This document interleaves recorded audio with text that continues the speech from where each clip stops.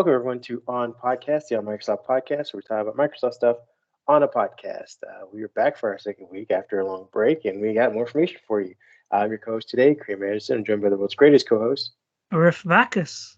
Yeah, and as I mentioned, we got some news. You want to tell people what we're going to be talking about today? We're talking about Windows 11, and Microsoft Teams. Basically, the first Windows 11 topic is a dev channel build introducing a new search box on the Windows 11 desktop because if there are not more than one ways to do something in a Microsoft operating system, it is not a Microsoft operating system. Exactly. Next, we'll be talking about Windows 11 hitting a big milestone, which is now ready for broad deployment. We have been kind of fortunate as consumers to be getting Windows 11, but now they're going to make a broader push as we inch closer to the Windows 10 deadline. So we'll be talking about that as well. And we have Teams finally coming back to the Microsoft Store on both Windows 10 and Windows 11. But what about Windows 10s? Hmm. Then we'll be jumping into our fast recap where we have a ton of news to go cover. Want to start us off? Yeah, there's most of it is hardware related because there was a spring explosion of hardware, as we like to put it. So the first of which is Acer embracing Microsoft's new Pluton chips in two of their devices. Then we'll jump over to some software where Microsoft's new Outlook for Windows arrives in the Office Insider for beta channel. But I had some hands-on with it, and I got some opinions. And then we also have a Designer app, which is apparently going to be one of Microsoft's newest apps for Windows 11. Yeah, and then we'll be talking about the follow-up to what you talked about, I guess, earlier about Microsoft Viva. It's getting a new goal-setting framework module.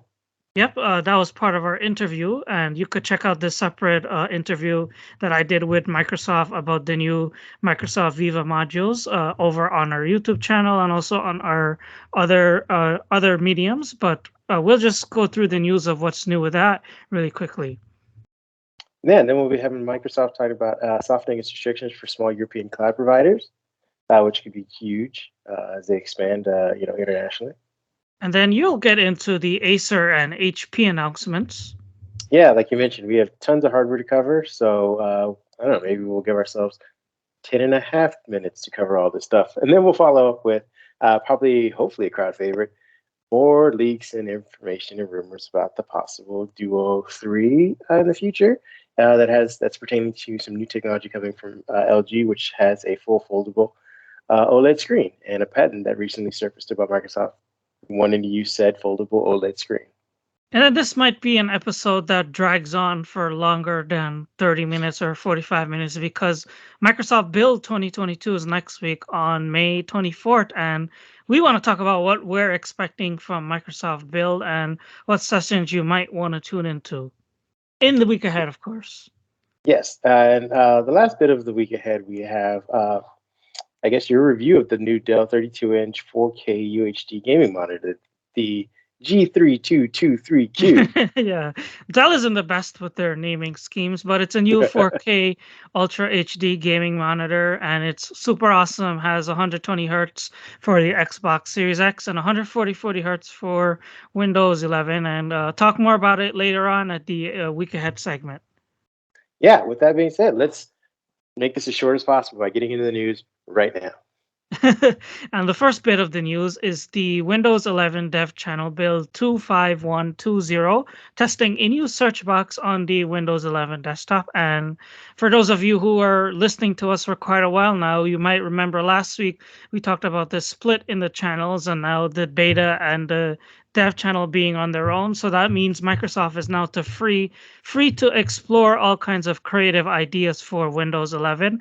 And one of those new creative ideas is this new search box on the Windows 11 desktop, which not everyone has, by the way. I know you don't have it. I don't have it, but our editor-in-chief, Kip, he has it. And it is what it is. It's basically a little search box on your Windows 11 desktop. It's floating in the middle of the screen.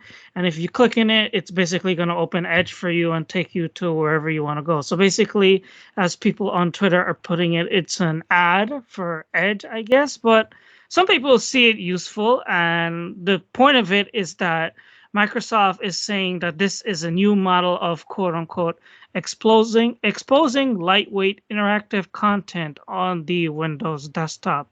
And personally, I think that it could be the start of something new for Windows because they mentioned that it is the first exploration in this area of exposing lightweight interactive content on the desktop. So even though if you don't like this new search box on the desktop, it could be the start of something new and other future concepts for Windows 11 down the line. Yeah, and before everyone gets their like underwear in a bunch, there are two things I need to really point out. The first one being this is a split of a split of a split testing. So Yeah. consumers aren't going to get this. This isn't coming out of the box. They're not forcing it upon you. Insiders, for the majority, aren't even going to get this because this Yep. isn't available in all branches. And of the branch that it is available to, they're A/B testing that. So you got to understand that again, it is a small percentage of people who are allowed to do this. The other thing that needs to be said is that it has to be turned on. This isn't Yep. something that just appears on the screen after you update. This is why a lot of people may not even know that they have it. You have to go into, I believe, your desktop, right click, or bring up a context menu, looking for the show more options, and then it should be listed if it's available. The last thing I want to say is that I want to see if people will go with me on this. When they say that it's an advertisement, I know that it's a brand thing for Bing or Microsoft Search, but name me one advertisement you've been able to interact with that gives you the product up front. The product is search. So imagine Yep. if you're scrolling through like Instagram and you see an ad for tennis shoes. It's not like you can wear the tennis shoes and start testing them out right there in the ad. This isn't an ad. This is a functionality. Now it may not be to Google search, which more people would prefer. And yes, it does, force you to use Bing, but it's not an ad. It's still a utility. So I wish people would, again, all the people online saying, "Oh, this is, just Microsoft forcing more ads down your throat." Again, when have you been able to use an ad when searching for anything on any other platform? Ads just kind of That's they take you to a product to go buy something. They don't give you Yep. the actual product as you're using it on the screen. So, like you said, more lightweight functionality that's going to be put on the desktop. And again, this may just be part of going back to that weird sticker thing that we're talking about. More ways to utilize the desktop. I also think that this is something that we allow in Chrome OS as well, where it's just a center search. The last thing I will talk about this is we have the magnifying glass down in the taskbar as is right now, and I don't know if a lot of people know what that is, how to use it, how to expand the search within it, because you can go to settings and index a way more things than you can currently when out of the box. So this may just be another way for people to understand that there is a way to search the system. I know right now it's only for web searches as is because it's basically just a Bing widget. But I believe that when they first introduced the search magnifying glass, whatever, in the amount of indexing that you can do from the system, meaning what's on your computer, was very limited. They've added more functionality to it over time, and I want to hope that this becomes that. Like, I think what is it? What is the Mac version of this? What is has some kind of like brainiac name? I forget what it's called, but there's a unified search on Mac, and it appears dead center in the operating system wherever you need to call it up. I'm hoping this is Microsoft slowly taking forever to get to it, but that's their way of bringing this up. And we no longer have to take up a space in the taskbar for those of us who have tons of apps in the taskbar. Yeah, the thing you're talking about is Mac Spotlight Search, which is what it surfaces in the middle of the screen on top Exactly. of whatever you're working on, and it's something that Microsoft tried before. I tweeted this out to Zach when he exposed this whole thing, this whole new feature. It's in Windows 10. I think it was way back when in Redstone 4 back in 2017 or 2016, but this is years ago. They had that cool little floating search box. This is very reminiscent of that to me, and I hope that it's something that they tweak on and that they refine on, and that it eventually rolls out to people and expands beyond just web searches like you're hinting at in what you said earlier. Yeah, I mean, we could only hope that Microsoft learns from this the right way if they doing things, and that we don't just have that search up there, a search icon down here, and then search within the start menu. Maybe they again consolidate, get rid of the magnifying glass, and allow people to do system searches right there in the middle of the screen, Yep. right next to you. I mean, I keep my desktop pretty sparse, but I know tons of people that have files there, and if you are looking for a file or you can't necessarily navigate it quickly, you can just go to the search bar, which is dead in the center, big, and right in the middle, and start typing like, "I need this file," and it'll just highlight the one that's probably on your desktop that's cluttered up anyway. It's just again more functionality for people to use. And again, we don't even know if this would come out of the A/B testing and even get to the rest of us dev people. So let's just take a deep breath and move on to the next topic. And you know what people are searching for is Windows 11, right? Like they have a Windows 10 PC laying around and they're like, I want Windows 11. So they go to Windows Update and they search for Windows 11. And I'll let you talk about the new milestone that Windows 11 just hit. Yeah, Windows 11 actually just, hold on, my browser just died on me. So do you want to fill in for me while I bring this up? Yeah, so Windows All that 11, talking. according to the Windows Health dashboard, Microsoft now says that Windows 11 hit broad deployment. And for you people who aren't techies like me and Kareem, or people who might be listening, broad deployment, it means that basically Windows 11 is available for everyone. If you go to Windows Update, you'll see it as an option to download. And it doesn't mean that they're going to force you to download Windows 11. Windows 11 is still optional. You could still stay on Windows 10 if you want to. It's just Microsoft now saying that, hey, if you want Windows, it's ready for you. There are no more safeguard blocks. There shouldn't be any bugs on your device. It's safe to download. It's safe to try out. Go ahead and try it. And if you don't like it, you have 10 days to roll back to Windows 10. Or your money back. If you pay for Exactly. it, you can just roll back. My question is, does this still have the same TPM requirements that all the rest of us who upgraded last fall? Yep, Does it still apply to them? same requirements, same everything, and nothing's changed. Same TPM requirements, same CPU requirements. Nothing has changed there.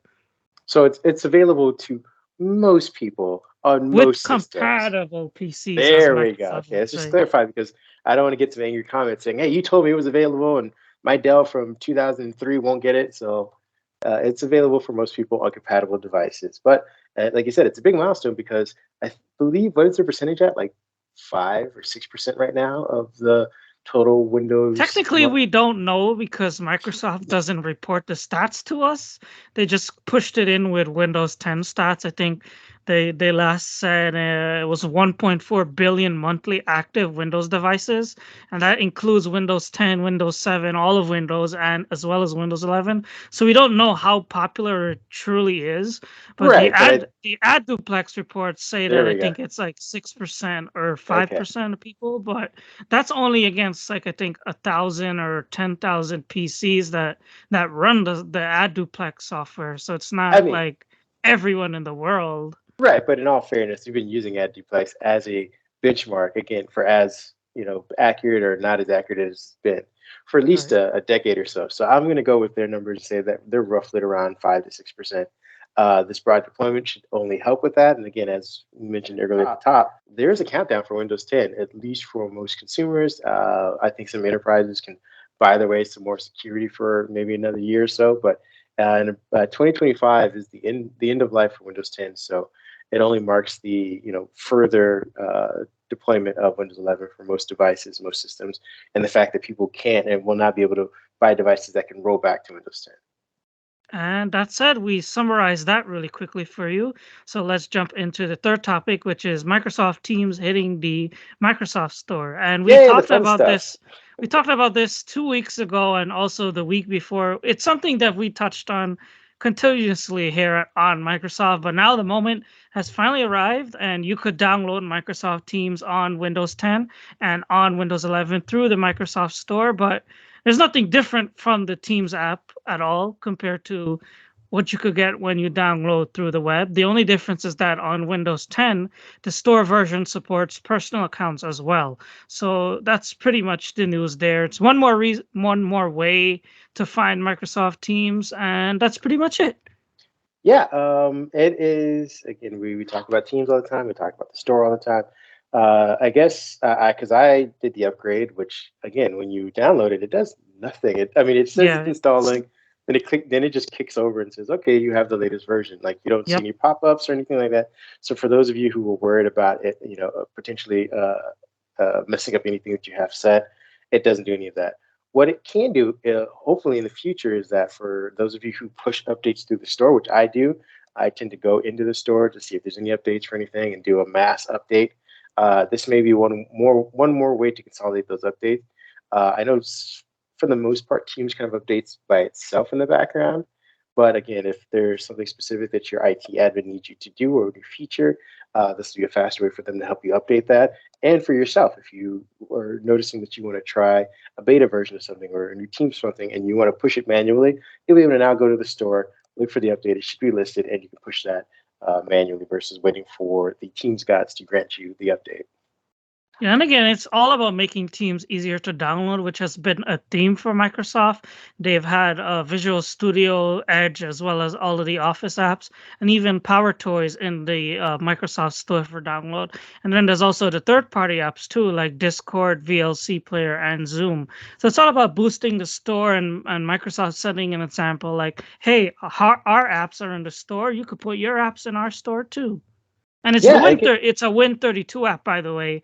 It's not a PWA or a UWP or anything like that. It's just basically a Win32 app that you could download manually from the Microsoft website anyway. Yeah, or what was it, Electron? I think they were using before, or Yeah. something like that. So yeah, go to the store if you want to play around with it. Don't go to the store; nothing really changes until they start, I guess, streamlining the updates and forcing everyone to get the store version of it, or maybe just build it in when you get a PC from now on. Instead of us having to go to the web to get it, you might just find it in your start menu as soon as things start up. And now it's time for our fast recap because we finished our three main topics, and I'm giving us 10 minutes. We could get through this really Ooh, quickly. Might be a little like challenge because we have so much hardware to talk about, but I we'll was we'll gonna do say. our best. If we don't finish the sirens, we'll go going off again. But Yeah.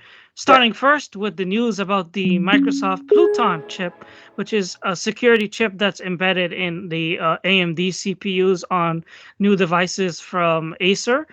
There's the Acer TravelMate P4 as well as the TravelMate Spin P4. So this is the second laptop maker to come on board with the Microsoft Pluton chip. Previously, Lenovo had the Pluton chip in their ThinkPad Z16 and Z13, as well as on the new ThinkPad X13S. So the Pluton chip is basically a security chip, gives you cloud to chip security. Microsoft could update the chip and protect your device against the recently security threats, as well as it makes it harder for people if they steal your PC. It makes them harder to physically get into the hardware and hack your PC. So that's basically what Pluton is. And there's a little video that Microsoft has on its website that you could check out if you want to learn more about what Pluton is.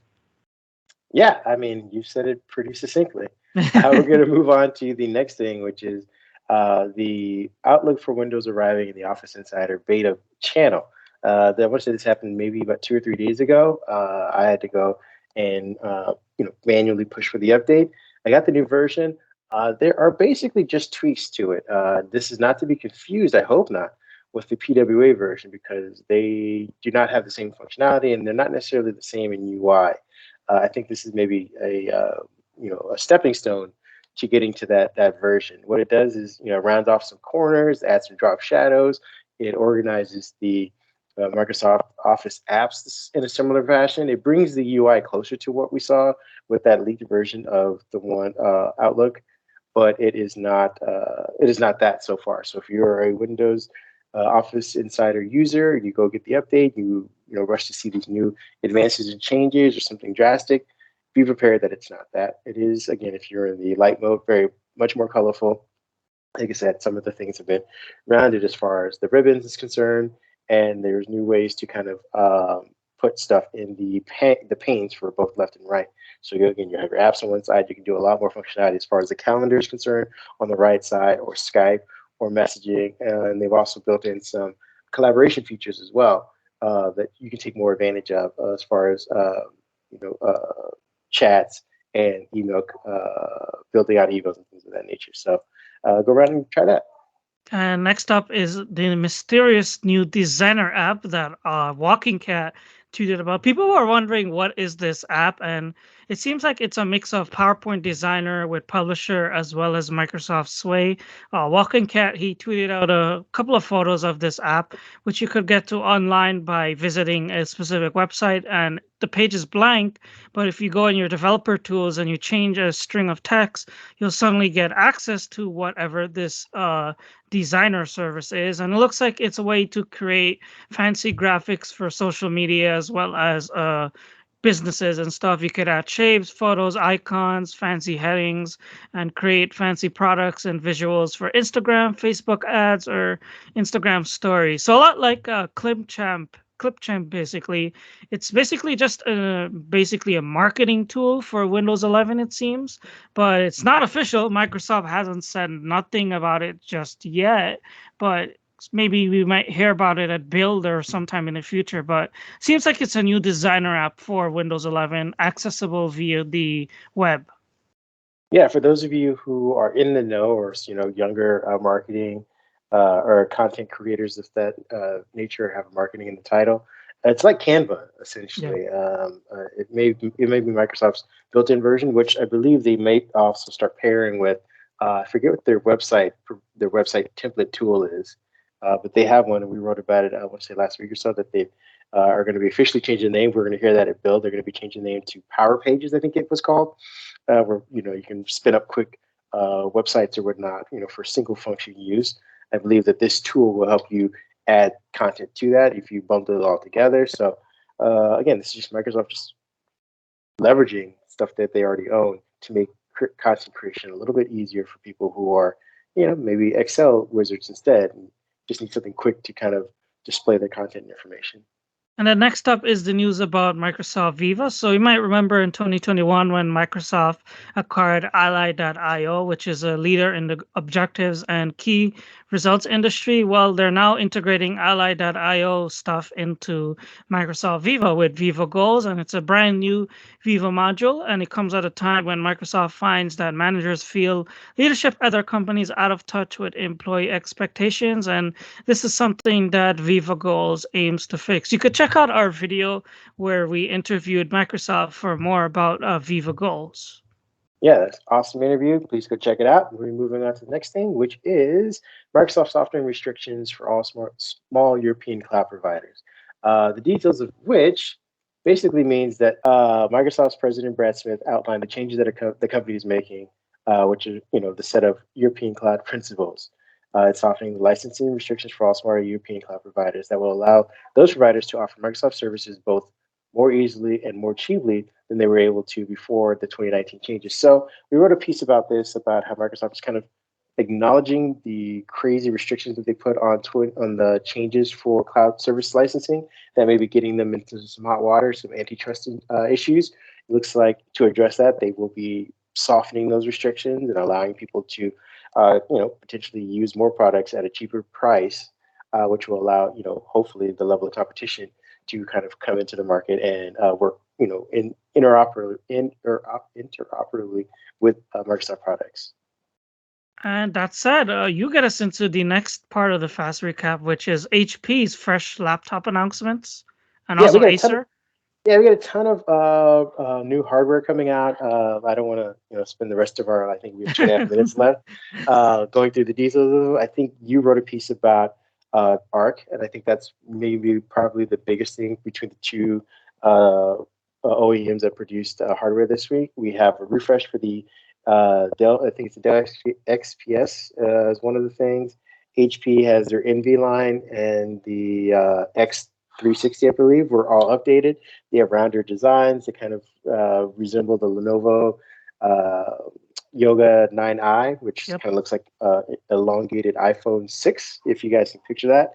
But the biggest thing is that they're getting 12th gen Intel chips. They're starting off, I believe, with U, but can be, and again, these are Ultrabooks upgraded to P level. So, I mean, these are super powerful chips in relatively thin designs.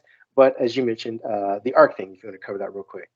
Yeah, the Spectre X360 16 is getting the Intel Arc GPU, and it has 4 gigabytes of VRAM. And Intel didn't give us any specifics on Of course benchmarking not. or specs, but I think it was PC Mag or one another publication. They managed to test the Intel Arc GPU in an MSI laptop. It was a reference laptop, and their test showed that it was just as fast as a RTX 3050. So seems like it's pretty promising. But Intel didn't have benchmarks to share or anything like that. But Intel is stepping on NVIDIA's feet and getting into the GPU market. Yeah, and as far as the Acer side of things, they are moving more into sustainability. They are pushing their laptops made with recyclable materials. They have two new colors for those, I believe. I think it's the Aspire is the lineup. If you want to go check that out at their website, I believe they will be up for sale. If they're not starting now, they will be starting at the next beginning of next month, and they start around 8 to 900 bucks. There's some nice looking designs if you want a little style. If you don't want to be sitting at a coffee shop with the same aluminum top as everyone else. These things have some really cool uh, designs for them. So those are the two big manufacturers that came out with laptops today or this week, and with again the information about new GPUs. Last up, we have a possible Surface Duo rumor or speculation. Microsoft could be moving from the two screens to one screen. And this is based on a patent that was surfaced, I believe, in the middle of this week, which shows a Microsoft Duo essentially with one screen that is retractable 360 degrees. So think of the Z Fold, but folds like a Duo all the way back. What further boasts this claim that Microsoft could be working on it is that also announced today was LG's foldable OLED presentation. They talked about a bunch of foldables and new screen technologies, and one of the things that they kind of glossed over quickly, unfortunately, was a foldable OLED screen. So, and the device that they referenced, and I don't know if you have some B-roll for it, but the device that they referenced looks just like a Duo. So again, imagine a Duo with the function, or imagine a Z Fold with the functionality of a Duo.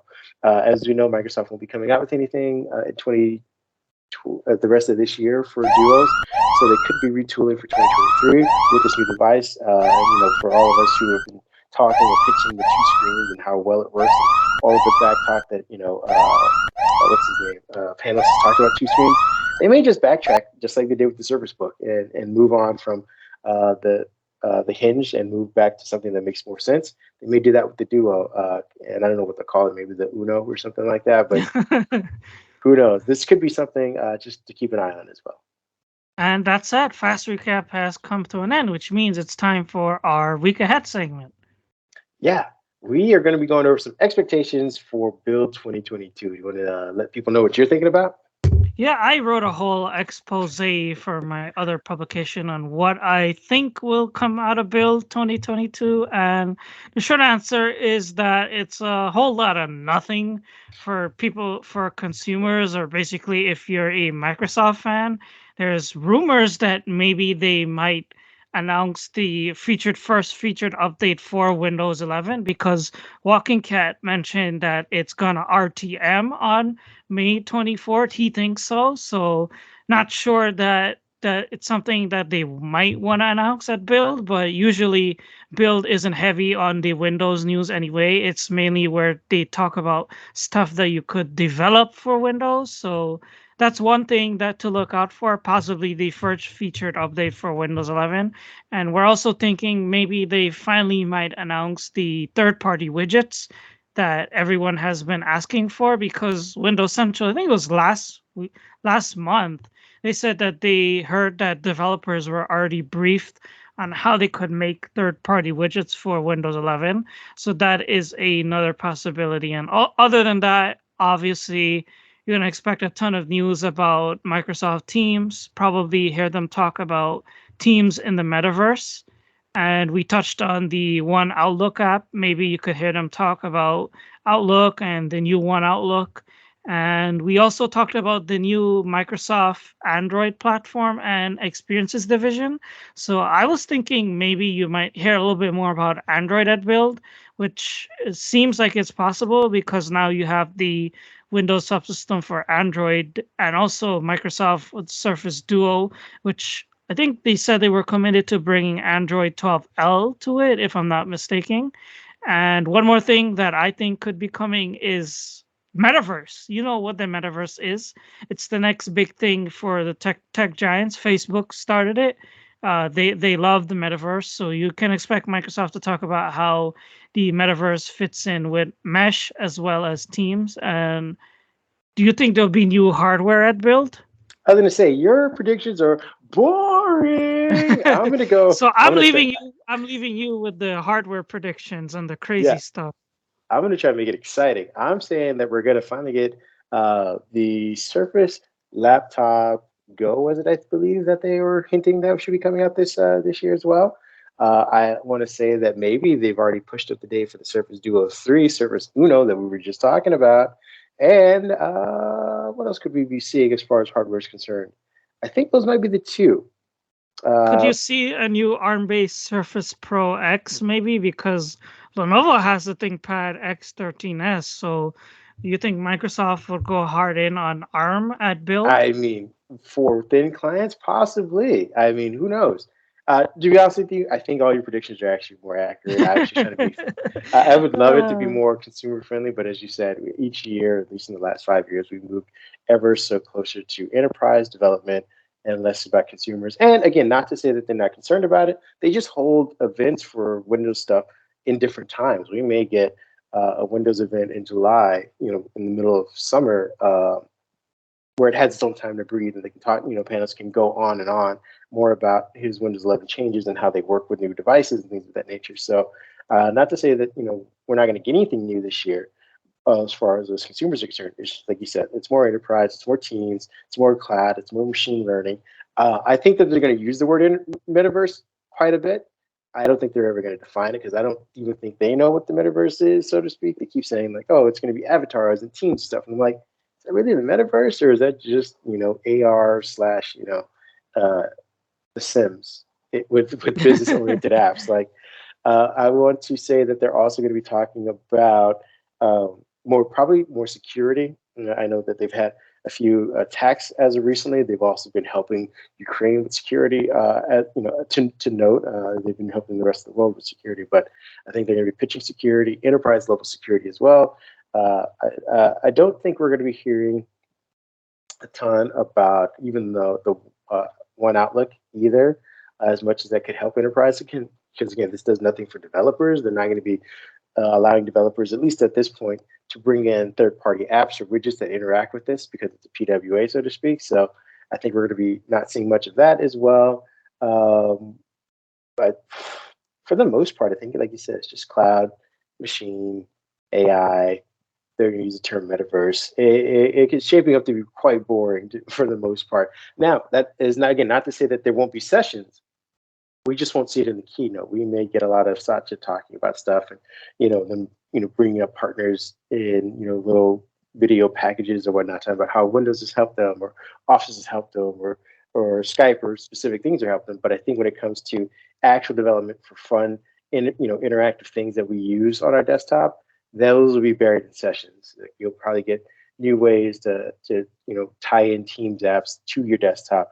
How to build widgets. I don't even think they're not going to mention widgets, but there'll probably be a session on how to get your third-party apps into the widgets, stuff like that. So keep an eye on the sessions list once it's released, the day of the event, to know where to look for most things. But don't expect the keynote to be exciting at all. there are a Sadly. couple of sessions that I did want to point out because I was busy with my crazy theories, but there are sessions that Microsoft already listed that you could add to your schedule and schedule them to prepare for Build 2022. And the one that you will not absolutely want to miss at all is the one with Panos Panay, which is set for 1:15 p.m. to 1:40 p.m. Eastern Time on Tuesday, May 24th. It's called Create Next Gen Experiences at Scale with Windows. So if anything Windows 11 related is going to be announced, it's going to happen during this session. So that's one that you definitely want to add to your calendar and not miss. And other than that, there are a couple of different sessions that relate to Microsoft Teams. There's one for conversational apps, creating interactive meetings, and one that explains reach 270 million users and grow your business with Microsoft Teams. Most of these are just breakout sessions that are pre-recorded, but you could click through them. We'll have a list in the chat and also in the comments. So if you're attending Build, you'll know which ones you could add to your schedule. Yeah, with that being said, that will be Build for the most part. We were also be looking forward to Beyond Build. Is there? I believe they'll be having a gaming dedicated digital event shortly after that.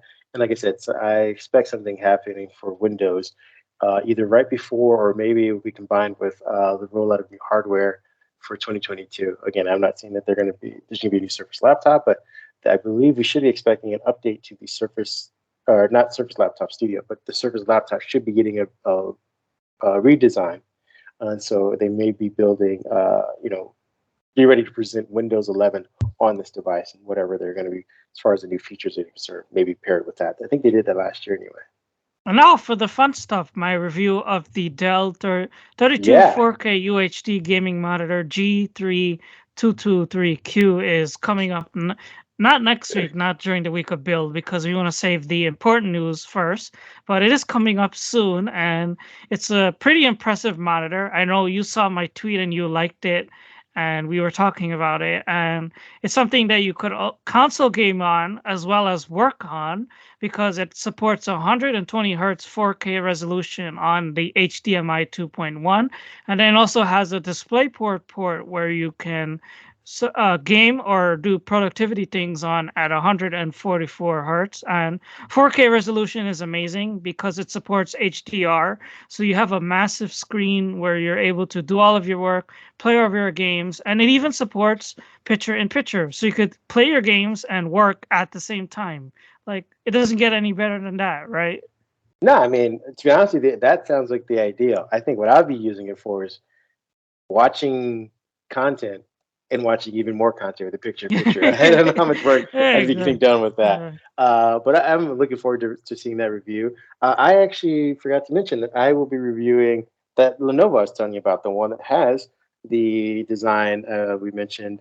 I don't know if you Ooh, can see it, nice. of the stupid blur effect, but it has that rounded design that I was telling you about, that all of the new, I guess, hardware is going for this year.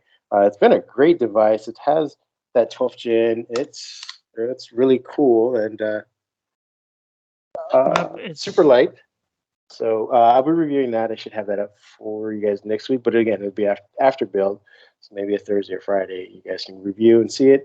Lenovo's stepping it up, and if the power that's being put into a device like that thin is kind of going to be the standard bearer for all devices in 2022, I think it's a great time to buy a PC. If you didn't get one in 2020 when everyone else did the massive upgrade, or 2021 when everyone was doing kind of the hybrid, 2022 seems to be a good year as well. And that's it. I think we hit the end of our show. Yeah, with that, I will be saying that you can find me at Mindhead1 on Twitter. Where can people find you? Hey, back Jordan. Yeah, and for all on Microsoft related news, you can either go to the website on Microsoft.com, or you can go to our Twitter handle, which is on Microsoft as well, if you want to just catch up with all the latest news. You want to see our editorials, you want to see some how-tos. Like I said, we'll be covering Build in depth. We have a bunch of new writers who are excellent. We want to, if you want to find a new voice, if you're tired of hearing the two of us talk and write, you can find many other writers who might fit your fancy on Twitter or on our website. If you're interested in gaming, you can head to our Pinterest as well. That's where Brad will keep you updated with all of the news. I think one of the things we didn't even mention was Xbox outselling the PS5 in Japan for the first time in forever. So Brad will have some information about that for you there. You can also go to our Instagram, where we kind of put up clips of the podcast, just small snippets of things like that, and there other content on there. And that is all. That's where we're at in most places. We do not kind of go on Facebook, and we stay away from TikTok as right now because none of us are hip or cool or can dance. So we'll spare you that. But thank you guys for joining us for another week. We hope you guys have a safe and happy weekend and get back to your lives. Get away from us. Yep. We'll see you again soon. Same place, same time.